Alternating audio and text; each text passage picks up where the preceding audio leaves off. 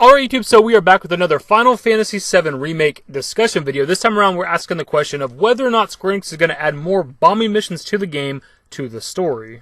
This topic comes from a post over on Reddit that I'd love to interact with, but if you guys remember, I'm banned on this subreddit, so I can't. So I guess I'm just kind of forced to talk about it in video form since I'm not allowed to comment on this post. So Naruto's Shadow Clone asked over on Reddit whether or not we think they're going to add at least one more bombing mission to the story with Final Fantasy VII Remake, and I think it is an absolute possibility. I always found it kind of weird, even at a younger age, that we only ever blew up 2 Mako reactors when the goal was to probably blow up all 8 of the Mako reactors in Midgar. I mean, that's the goal from the very beginning of the original game, right? That's Avalanche's plan, blow up the Mako reactors. That's literally how we start the game doing the very first bombing mission. Go back to Sector 7 slums, pick up Tifa, and go to Sector 5 to blow up that Mako reactor. Like, that's the plan for Avalanche. That's how they're going to disrupt Shinra.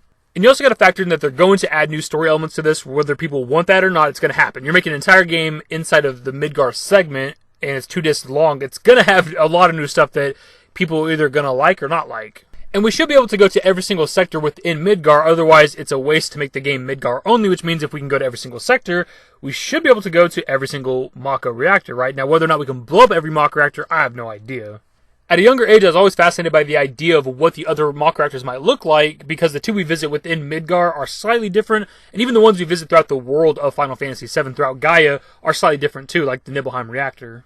And I did see somebody on this Reddit thread point out that from a logical standpoint, it would make sense that we'd be able to get away with blowing up a bunch of Mako reactors because Shinra should be on guard after the first couple of explosions. Which I can agree with, it makes sense, right? Logically speaking, after we blow up the first couple of Mako reactors, Shinra should be on guard and protecting all of them. Hell, even in the first game, after we blow up the first Mako reactor in Sector 8, and then we go to the Sector 5 reactor to blow it up, President Shinra's already there with the airbuster enemy and everything. But at the same time, it's a video game, not to mention it's a Final Fantasy video game, so you don't really need to look at things super logically, even though I do a lot of videos like that.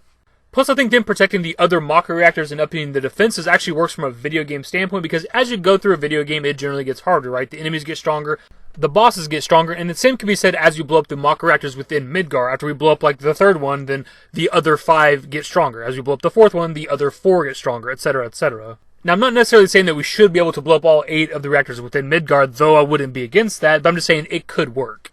Now, as for what I think could or would happen, I could absolutely see us getting at least one more bombing mission during the Midgar segment. I think it makes sense, because for me, again, 2 never felt like enough. But if this game is going to be kind of open world-esque, where we can explore all of Midgar, every single sector, then we should be able to access every single Mako reactor, and if we can access them, why couldn't we blow them up?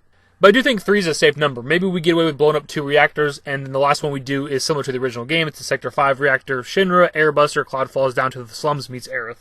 What I think is vastly more important, however, than just having more reactors to blow up is feeling the weight of that decision and the impact it actually has on the city of Midgar, because it doesn't really seem like it does anything, because later on in the game, whenever we parachute back into Midgar, and they have the sister ray from Junon in Midgar, make it into a giant Mako cannon, it draws Mako energy from all the reactors, so it's like we did nothing.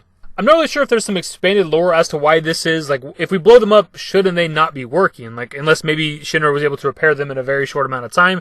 Or maybe that's the point. Maybe blowing them up didn't even do anything. That could be the reason. I have no idea. Maybe you guys do.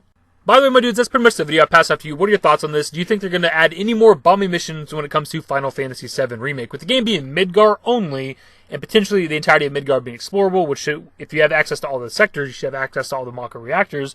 Do you think we're going to get to blow up any more Mako reactors? Leave your thoughts in the comment section below. Hopefully you guys enjoyed the video. If you did, give it a thumbs up. Subscribe to the channel if you guys are new and want to step with more Final Fantasy VII Remake content. Turn on my notifications. Follow me on Twitter at @David. And my Discord links to my social networks are in the description. And in the outro. Later, guys. Give me a smile, give me forever for a while, give me forever for a while, quit acting like